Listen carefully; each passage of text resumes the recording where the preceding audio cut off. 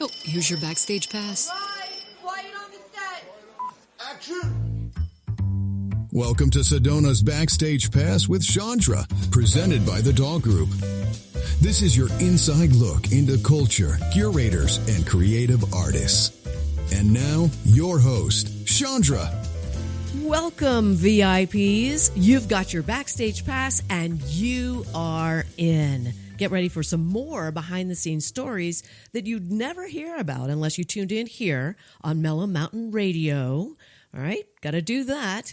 And remember, you can hit that live at 106.5 on Mellow Mountain Radio, that's FM, or 780 AM. And, of course, you can stream these shows. They're all here on mellowmountainradio.com and later Apple Podcasts. So that's fun. And make sure you're here on Saturdays like you are right now at 10 a.m. Do I have a show for you? But before we start, I'm going to tell you about some things that are going on this week, starting today. So after you hear this podcast, make sure you get to the Sedona Heritage Museum, which is located on Jordan Road in Uptown Sedona, because at 1:30, my buddy, my cohort, I've been on stages with him for, lots of shows, and I love this guy, and so are you. You're going to love him. If you don't know him already, storyteller Michael, quote, Coyote Peach. He actually goes by Michael Peach, but, that's what he goes by when he's storytelling. He's going to return to the Sedona Heritage Museum today at 1:30 with a new program. It's called Oops. It's a series of tongue-in-cheek stories about misadventures from Arizona's past and present. And he's featuring 3 new story poems and the return of a few classics. And he is so much fun. You are going to love him. You'll find him in the Apple Shed there at the Sedona Heritage Museum today at 1:30. Now, on August 3rd and 4th, and you are going to love this, Patrick Key, who is later going to be on my show, another show coming up. You're in for a treat with that because he's phenomenal. He's a great guitarist and ukuleleist. He is going to be with a group of friends called Gaetano and Friends, and they play on August 3rd and 4th from 5:30 to 7:30 p.m. on the beautiful outside patio of El Rincon Restaurant, which is located at Tlaquepaque. For those of you who don't know, Tlaquepaque is on 179. It's a phenomenal place where you can go to restaurants and galleries and really shishi boutiques. You're going to love it there. A lot of outdoor areas. And again, August 3rd and 4th, 5:30 to 7:30, right there on the patio of El Rincon Restaurant Mexicano, you will hear flamenco music in the courtyard.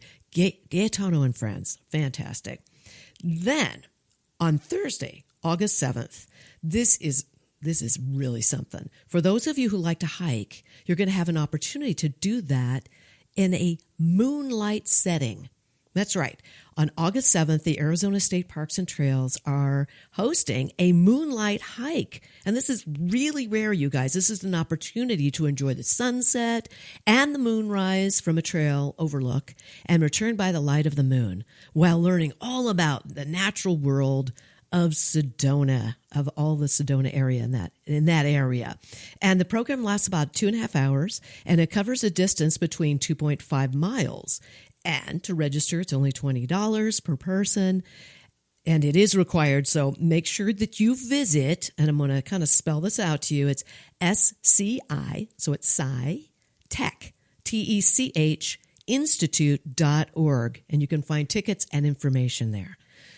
Well, there's some things to do. And of course, you can always Google, you'll find all kinds of wonderful event calendars and whatnot when you Google what's going on in Sedona this week.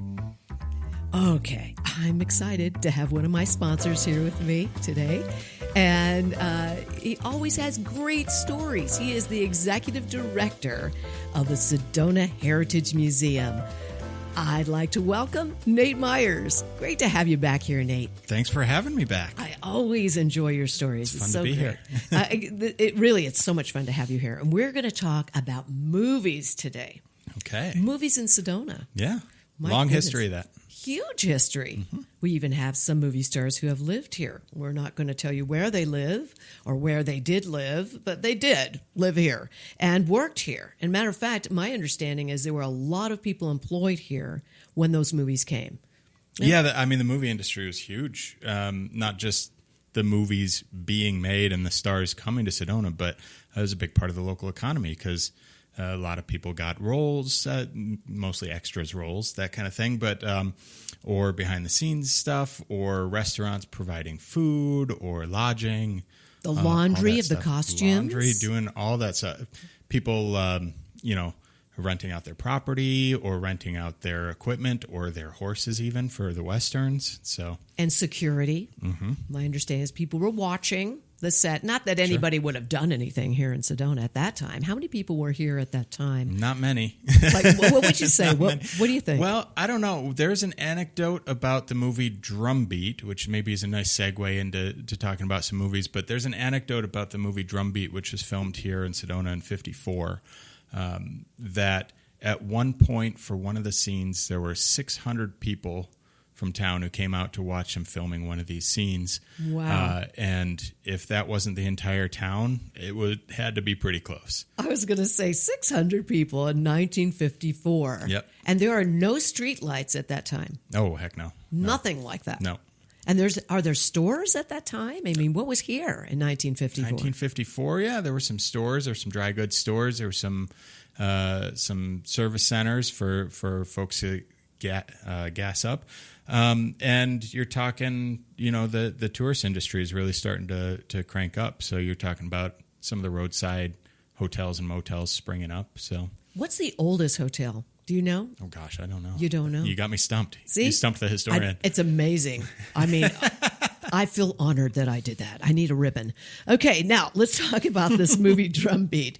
You just showed Drumbeat. Yeah. Like this last Saturday. Yeah, Drumbeat's a good one to talk about the movie industry here. We did just screen it at Mary D. Fisher Theater over at Sedona International Film Festival, and they're great partners. Great to work with. We do this every year on National Day of the Cowboy, which is, I think it's the fourth Saturday in July every year. Right.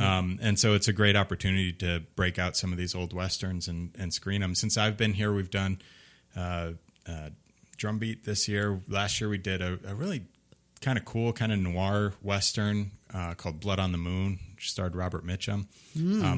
That was a good one. And then 2 years ago, we did we did Stay Away Joe, starring Elvis Presley, and which was just the best movie ever on the planet. The best film ever made, easily, ever. Yeah. Rotten Citizens Tomato Kane had kind nothing on it. Yeah, it was like people were throwing tomatoes. Not really, such but a bad movie. Laughing. I mean, yeah, the whole reason to screen that one is to laugh at Elvis Presley being in just such a terrible movie, and he was in agony.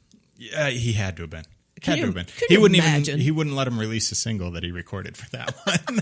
It was so bad. He was so embarrassed by it. I guess so glad I've never done anything quite like that. Yeah, I mean the single that he wouldn't let him release was like he was serenading a bull that wouldn't perform and trying to get the bull to perform. And I mean, just picture Elvis. It's just it's scary. No, it is It's scary bad. It's like this is something you don't want to watch. No, so you got to watch it though because you know. Oh, it's a train wreck. Yeah. Yeah, it's a dumpster fire, train wreck, whatever you want to use, whatever metaphor. But so now Drumbeat's a much better film. Okay. Drumbeat's a much better movie. Again, a Western at the height of the Western genre, starring Alan Ladd. And it's one of those things where Sedona, in a lot of these films, stands in for someplace else. Where was it? Where was it supposed to be? In this place, it was supposed to be taking place in Oregon. In Oregon? Yeah, so Sedona stood in for Oregon, and it was... This is weird. I mean, are there red rocks in Oregon? I haven't been to that area of Oregon, so I do not know. But it's the area of Oregon that was in the 1870s being fought over between the United States government and the army and settlers fighting with the Modoc tribe that they didn't want to give up their land that they'd hunted on for generations, lived on for generations, and so the movie tells that story. Yeah, that's a very serious story. Mm-hmm. We have all those stories here, Arizona and Sedona, of course, and Oak Creek Canyon. I mean it parallels our sure history with the Yavapai Apache. Yeah, at about the same time. Yeah. So, a question: are there red rocks in Oregon? I mean, do we even know that? But they were in the movie. But they were in the movie. Wow. So can you imagine someone goes to Oregon thinking, I'm going to go to Oregon. And they're very disappointing. There was that red rock shaped like a coffee pot, and I'm not seeing that anywhere in Oregon. I love it. Oh, my gosh.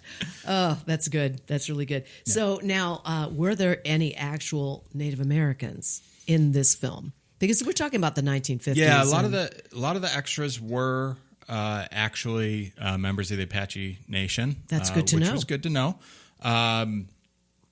The leads were not. They were white actors who,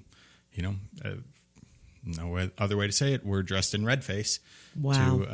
To make them look like Native Americans. That's something. Of the Modoc tribe, yeah. Yeah, it's crazy. Including an actor who folks might know by the stage name he ended up taking, but in this film, he was known as Charles Baczynski. And then soon after this film came out, when he started to become a star, he changed his last name to Bronson. Yes, Charles Bronson with a bronze face. Yes. Apparently. Yeah. Maybe that's where they came from. I don't know. But, those were the days when you could kind of get away with that. That was kind of the thing to do. I mean, people just didn't know Native American actors existed, maybe. I don't know. No, there's another film shot about that same time where they asked extras to come from the Apache Nation and said, come dressed as Indians. And so they showed up wearing jeans and T-shirts because that's how they dress.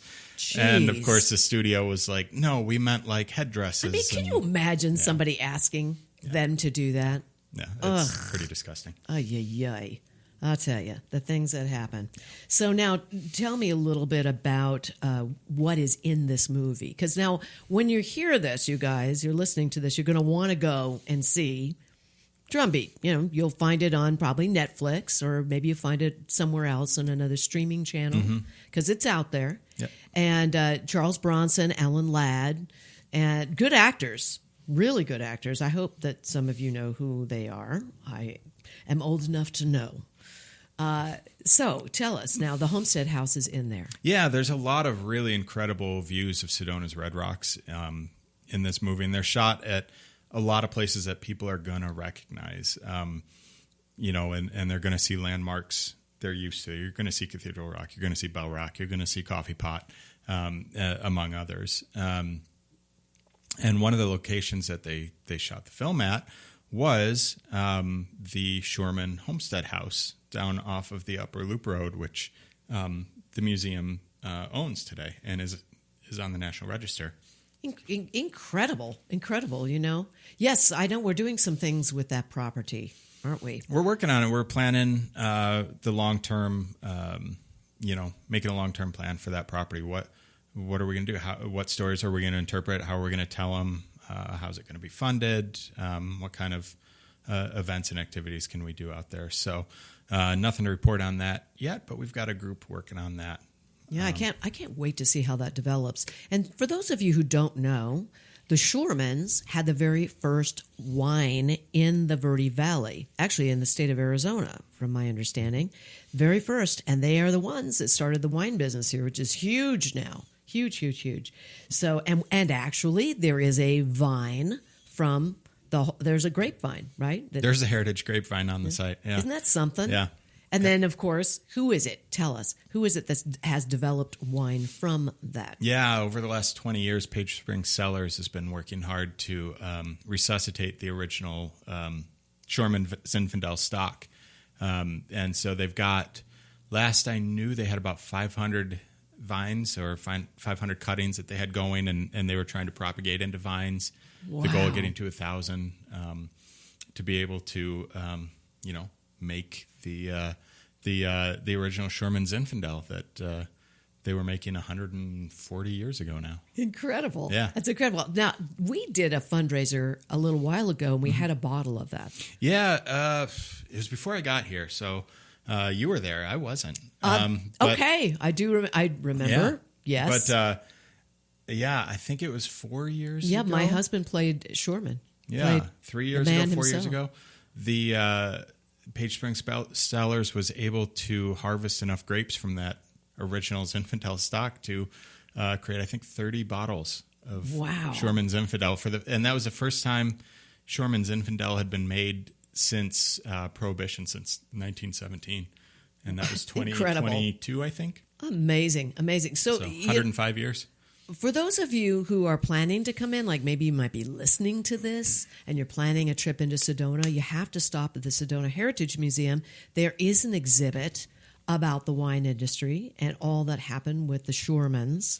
And of course, you can go visit the homestead. You can't go into the house, but you can go to the property. And are there any, I just want to know, are there any kind of exhibits or signs or anything? We've got a sign there just kind of explaining what it is right now. Yeah. Okay. Very good. So getting back to Drumbeat, this was 71 years ago. Yeah, 1954.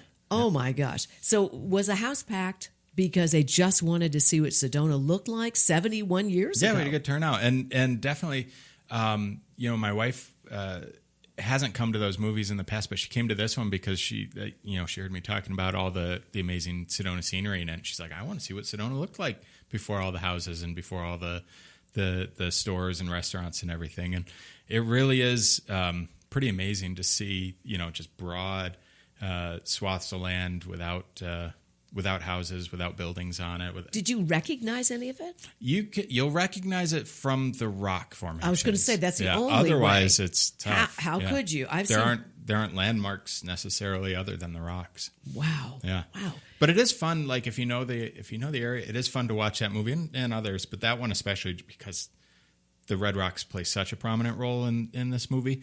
It is really fun to sit there and try to picture exactly where they filmed various scenes, and it's crazy. You'll be cool. shocked where they got cameras in 54 when you really stop to think about it, because there's so that film, the homestead site, okay, that was an active ranch. Slide Rock plays an important role in it. What were they doing at Slide Rock? They actually had, it's the climax of the movie. Climax is, I don't want to give too much away, but it climaxes in a fight between the characters played by Alan Ladd and Charles Bronson. They're in a fight to the death in the creek, and they end up rolling around in the creek and falling down, and they get swept down Slide Rock. Oh my gosh. The very Slide Rock that everybody likes to go in the summer, which now is probably packed. Yeah. Well, at the moment. and to that point, when they filmed Drumbeat here, it was June of 54, and it was over 100 degrees every day that they were here filming. And so one of the anecdotes from the film is if the talent wasn't on screen, like on camera, acting in the scene, they were behind the camera taking off their costumes and getting down into as little clothing as possible. Naked. It was just so darn hot. Yeah. And they just weren't used to it. For those of you who don't know, June seems to be the real hot month here. I don't know what that's about. July, it can be debatable because we have monsoons, so it kind of cools off everything.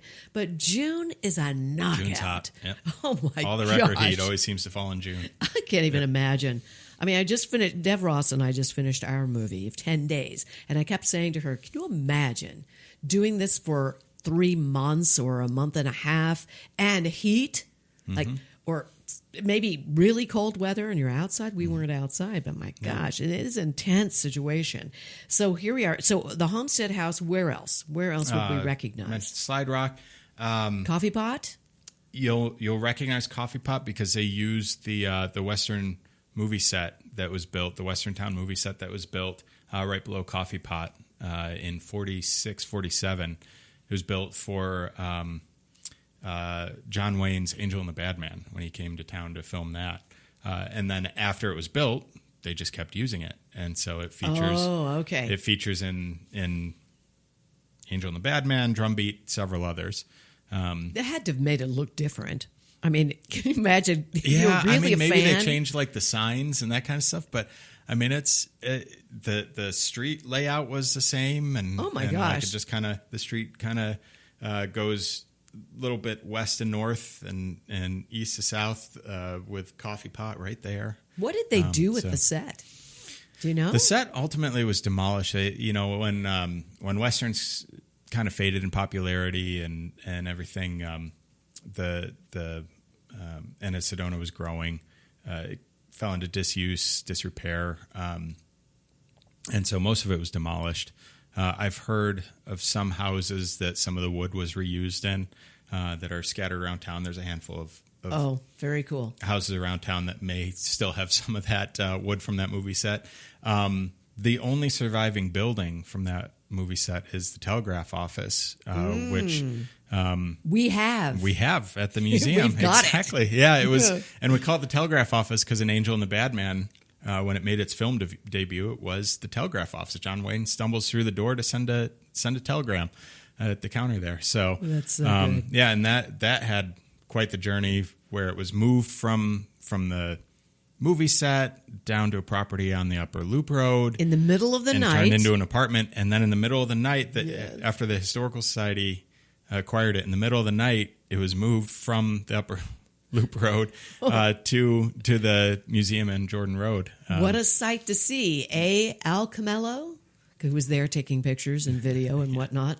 Yeah, it's really great. Sight to see. I know. So, when you see old pictures like this, and we have many of them at the Heritage Museum, or you see a movie made like this, it's hard to find out where everything is, like the real, like where the roads are. And so many stores have changed. Even in the 23 years that Tom and I have lived here, it's changed dramatically. Mm-hmm. And so I can't even imagine.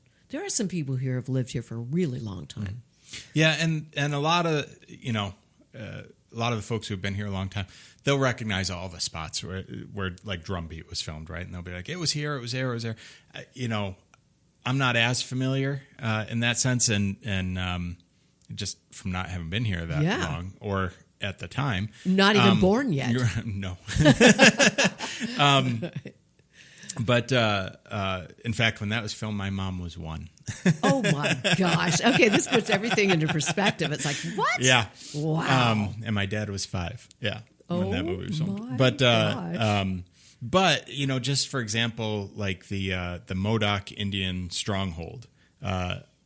As I was watching that film, I could pick out at least 4 different locations that make up the stronghold, and they're all over Sedona. But movie magic makes them seem like they're all one area. Place. Yeah. So did they also go to VOC? They went to the Village of Oak Creek? No, not too much out there.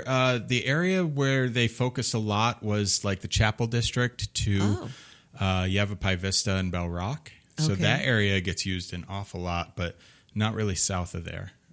But a lot in Yavapai Vista? Mm-hmm. That's on the way to the village. Yeah, yeah, that's real rustic.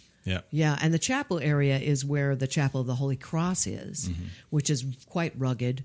Yeah, and hadn't been built yet. It had not been built yet. So unbelievable, unreal. But you just want to like stop the movie for a moment and just look at it. Oh, totally. That's actually exactly what my wife said after we watched. She goes, "Okay, we need to watch it again, and we need to pause it on each one of these and figure out exactly where it is." Yeah, because wouldn't it be cool if you were able to like transpose onto that picture where everything is today? Yeah, just to see like, wow, that's amazing. Mm-hmm. The things that had to be moved in order to make the town what it is today, and all that. God, incredible. Yeah, I mean, in terms of what needed to be moved, it was mostly manzanita and scrub and trees and bushes. Trees, because it was. I mean, lots of trees. There was not a lot. I know, not a lot out there. Unbelievable. Well, I know that the fall is coming up, and we've got some events. We're going to talk about that in September when you come back. Okay. It's always a pleasure to have you with us, and leave us with one thing about Drumbeat that we just have to know. Just one thing. Can you think of one thing? Like, was there anybody seen in the movie where it shouldn't have been, or something in the wrong place, or like nothing like that, right? Man, no, you stumped me. I'm sure close observers of anything will see that stuff. Right? It's not like often that they do like a Game of Thrones thing where like they leave the Starbucks cup right on the table. That's a good one. I'm not aware of anything like that in this film, like any anachronistic stuff. See, now you're going to have to go back and watch it. But it is, it is kind of funny something. too to see them like acting like they're always trying to watch the actors at that time period. They're always trying not to emote because they're trying not to like wrinkle their face and that kind of thing. And so like it almost Botox wasn't invented, right? But like it's almost like they're all chock full of Botox. And, That's so funny. It opens with Alan Ladd going to the White House to meet with President Ulysses S. Grant. And they've painted wrinkles on Grant. Oh my God. Instead of just letting him. That's bizarre. Yeah. Okay, that's just weird. It's that's kind of a just weird makeup thing. So there you go. Maybe that's your parting thing. That is. And it's a horror show for your listeners to be like, oh gosh, I don't want to picture that. Right? I want to see it now just for that. That's what I want to do.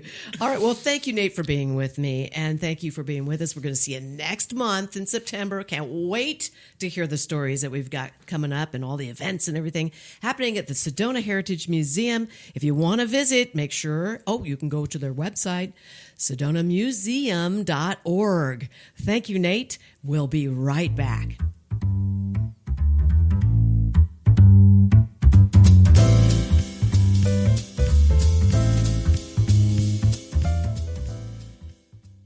You can taste it in every bite.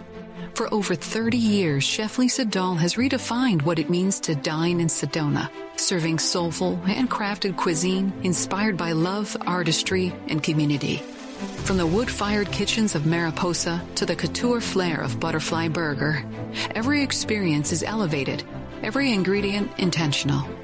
To learn more about Lisa Dahl and the Dahl restaurants, please visit cheflisadahl.com. Need a clean car fast? Come to Quicker Cleaner Car Wash. We'll have you sparkling and back on the road in just minutes. Whether you're after a quick shine or a deep clean, you'll get top quality service, eco-friendly soaps, and smiles all around. Drive up, shine up, and feel good, all without slowing down your day. And look like a star in your car. Located in West Sedona on Highway 89A. For more information, visit quickercleanercarwash.com. Here's more of Sedona's Backstage Pass with Shondra, presented by the Dahl Group. Thank you for staying with me. Oh, okay. I'm going to give the intro of all intros because my next guest is truly a Renaissance man. Just let me tell you a little bit about him. Okay. He's been an actor.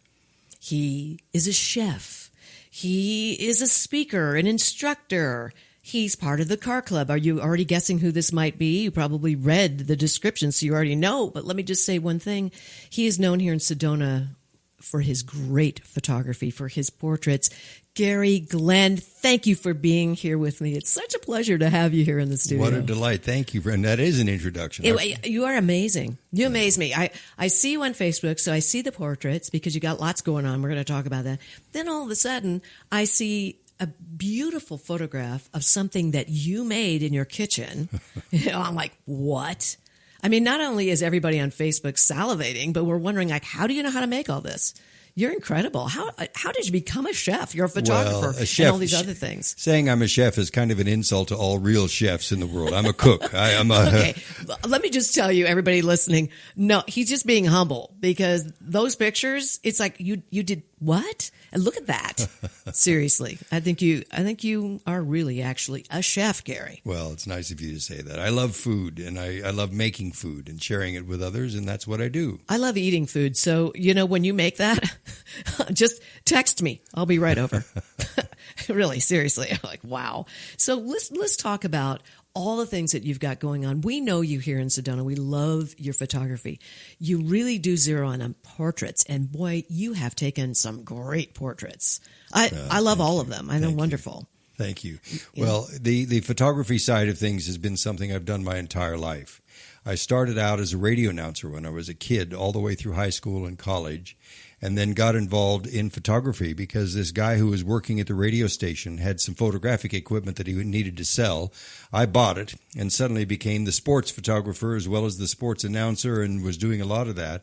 And the photography grew to where I begged a job in a photo studio when I was in my early 20s, and it went on from there. And I've done it for many, many, many years. Yes, I was going to say, when was that? Maybe 20 years ago? Not. Oh my God! No, you've put in so much time, but okay. Can I just say you can't see him, but he's just looking great, looking great. And so, what is it like when somebody takes your photograph? What's it like for you? I love it. It's a scenario where I haven't had many photographs taken of me over the years, and it's amazing. I'm always behind the camera. I do a lot of event photography, so I should be handing my camera to somebody and say, here, take a snap of me, but I don't.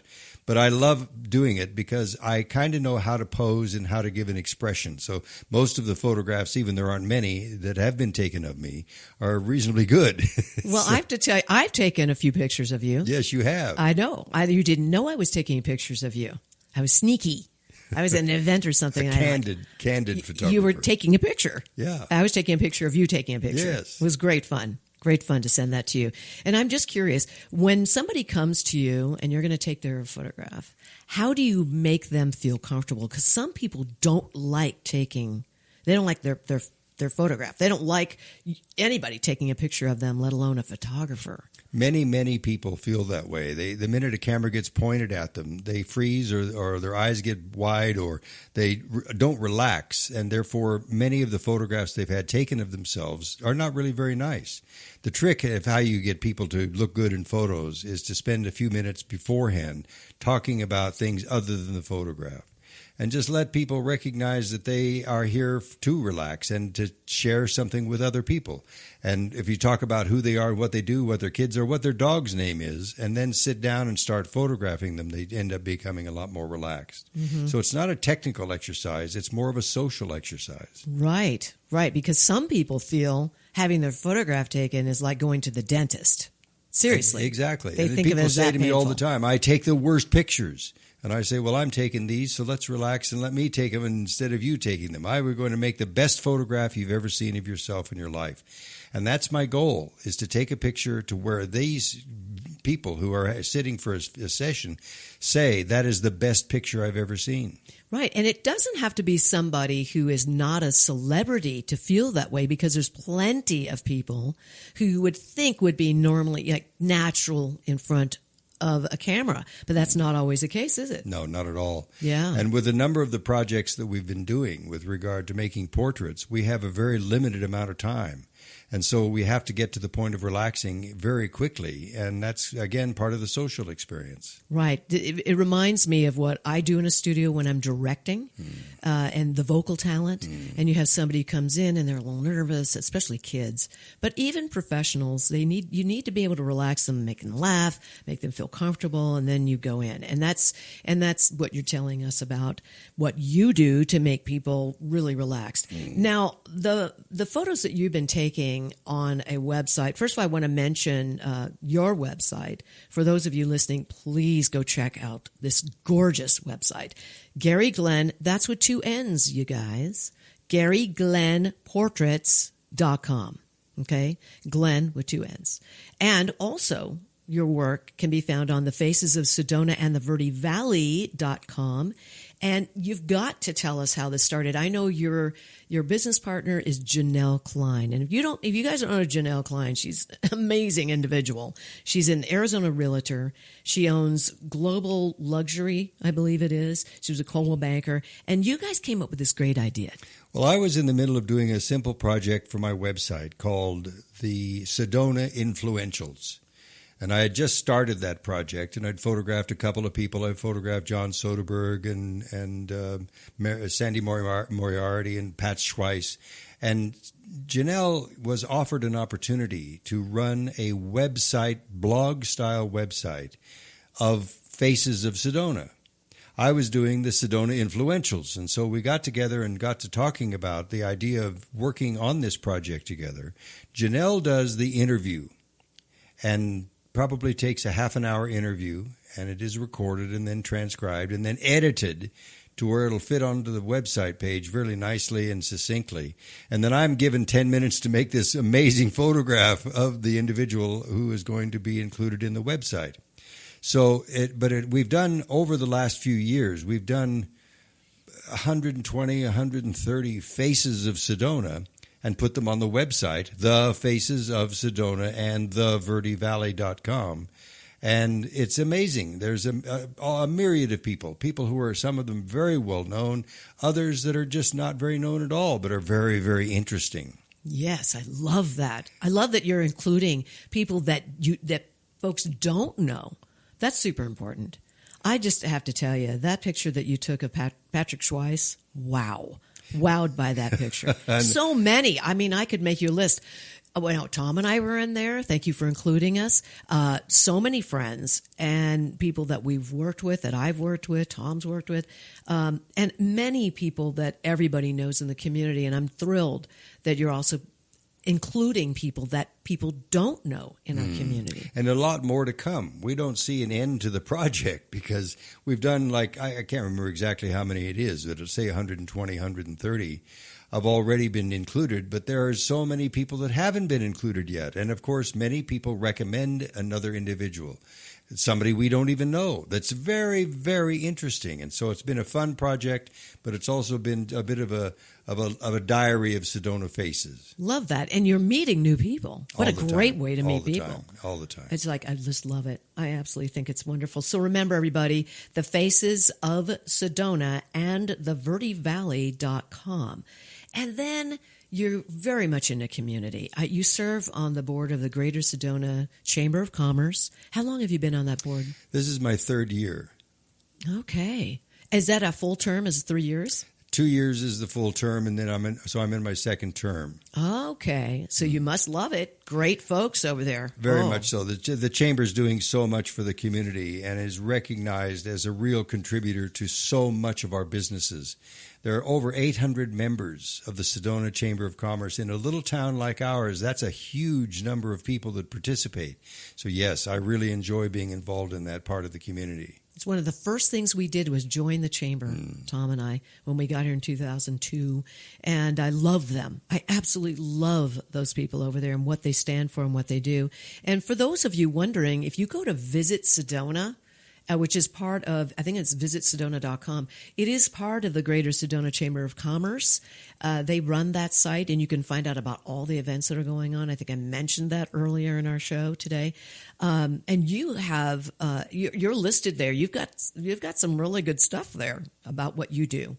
So if you want to know about Gary, you can find him there as well. Yeah. Right? Visitsedona.com. Now, I have to ask you, you've got a big event coming up. You're very involved in this, and it's with a new museum called the Fine Art Museum of Sedona. Tell us all about this. Well, the Fine Art Museum of Sedona is a Mary Bird-led project. Mary is an amazing individual in our community who is driven to really open this amazing museum. And so the evolution of this museum, which is fairly new, is going to be quite fascinating to see how it all develops. But I recommend that anybody who loves art should make sure that they go by and see the Fine Art Museum of Sedona, FAMOS, famous, the Fine Art Museum of Sedona, which is located in the Harkins complex. Right to the left side. If you're standing in front of the theater, it's to the left side of the Harkins complex. And it's a changing artists museum. And what's happened is, because Janelle is on the board of directors for Famous, they got to talking about her project of the Faces of and said, let's do a gallery exhibit of individuals who have already been photographed in the Faces of Sedona and the Verde Valley. So we are doing and getting ready to do a show. We've drawn names out of a hat. We couldn't include everybody because it would be 100 and some odd images. We decided 35 people would be included, and we put names in a hat and put all the names in a hat, and then drew the 35 individuals that we would make a print of for this display. Now, the show actually will be installed on the 27th, but it start on the 31st of July because it's not open on Monday, Tuesday, Wednesday. It is open Thursday, Friday, Saturday, Sunday. So the 31st of July is the first day of this show of these 35 Faces of images.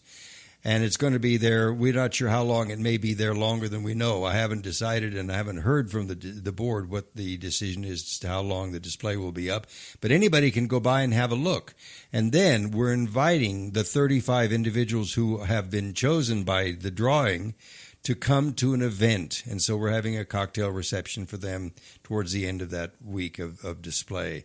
But it's a wonderful thing that is seen as a fundraiser for the famous Fine Art Museum of Sedona, and it gives people the opportunity to see something different, and it's these photographs. And they're 11 by 14-inch prints, printed on canvas, so they look very artsy. Wow. And there's 35 of them. That's so it's gonna cool. be That's so quite an cool. exhibit. Thank you. I love it. I love it. And it is a fundraiser. So can, even though there are invites, people can bring people. Oh, Yes. of course. Yeah. Absolutely. So it's open to the public, Yes. basically. Well, the event that is the cocktail party is not open to the public. Okay. Because Okay. of the size of the gallery, we can't really have 100 people in the room. I see. But anybody can come by anytime during the week and, of course, participate and see it. And if they wish to make a donation as well, they can. So let me ask you about Famous. What is this, the museum that we're talking about? Do they only use local artists? Or That's a good question. So far, I believe that has been the objective. But we'll have to talk to Mary Bird, and she's going to be, of course, one of your interviews at some point I along would the certainly way. hope so. I Yes. love Mary. I think she's a powerhouse. Well, I'll tell you, she really is. She's a mover and a shaker here in Sedona. Very. I mean, seriously incredible. So now that's wonderful. And again, I know there is a website, and that website is fineartmuseumofsedona.org.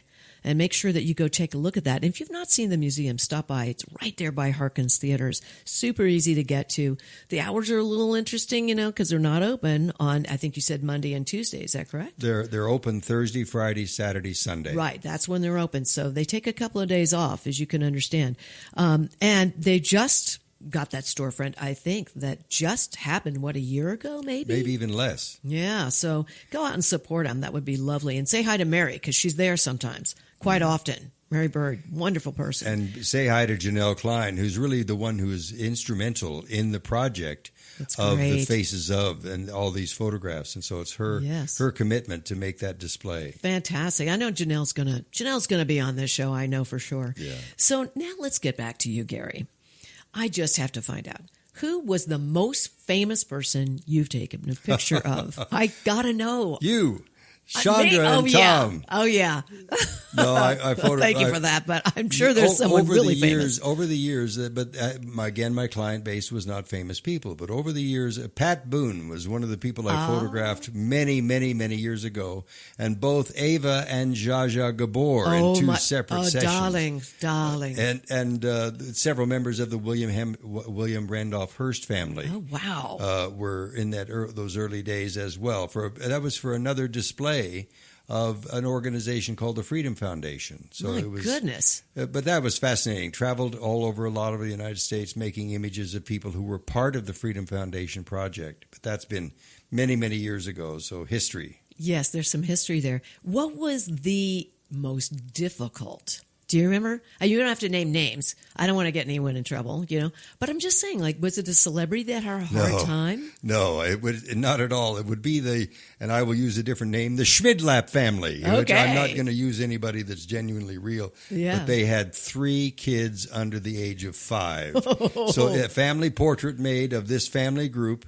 Unfortunately, the kids were running around like Comanche Indians during the whole session, and it was just beyond my belief of what was going to happen. In the end, we got one good image of everybody looking in the right direction.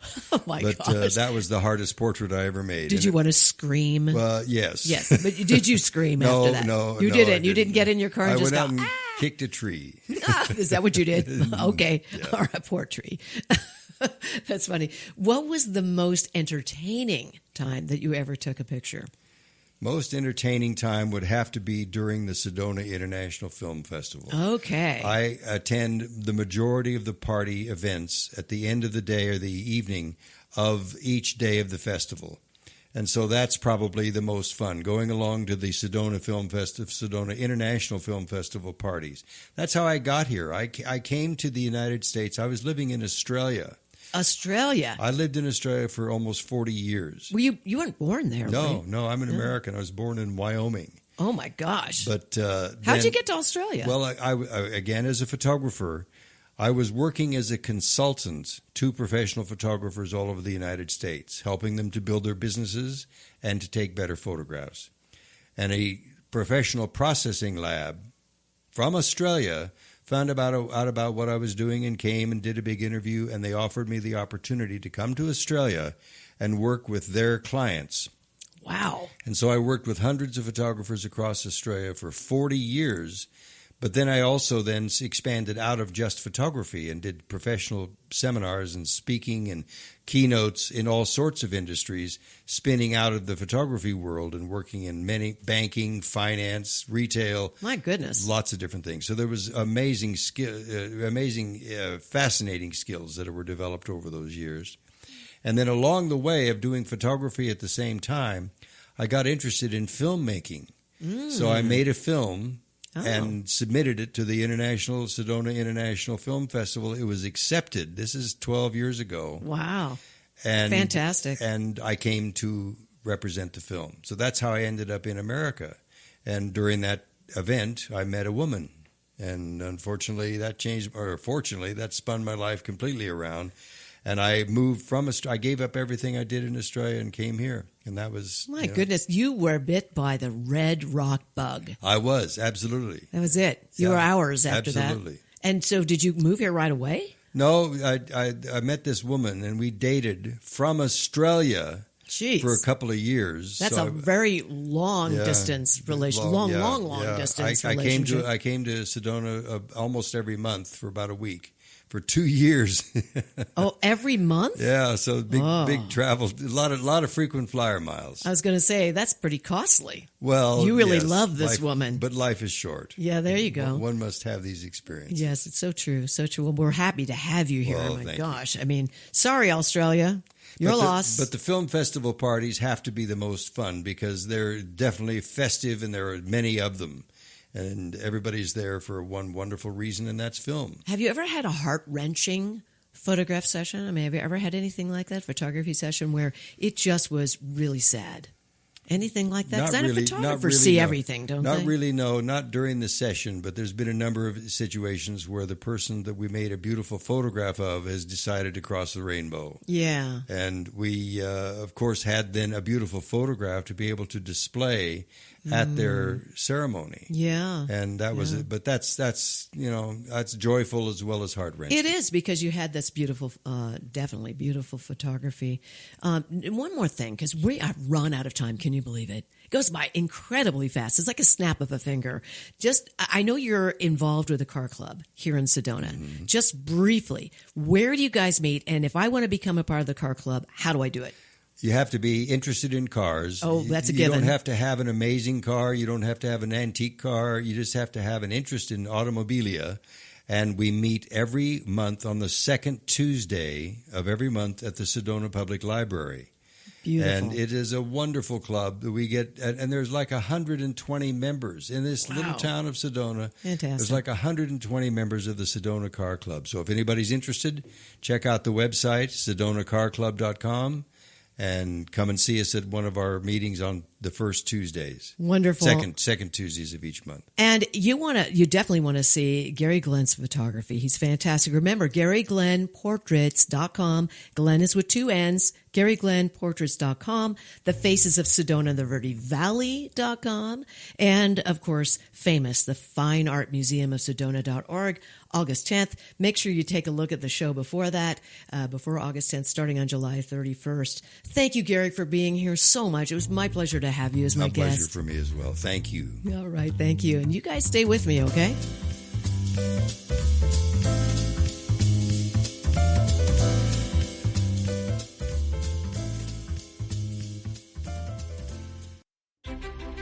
You've explored the trails, stood in awe of the red rocks.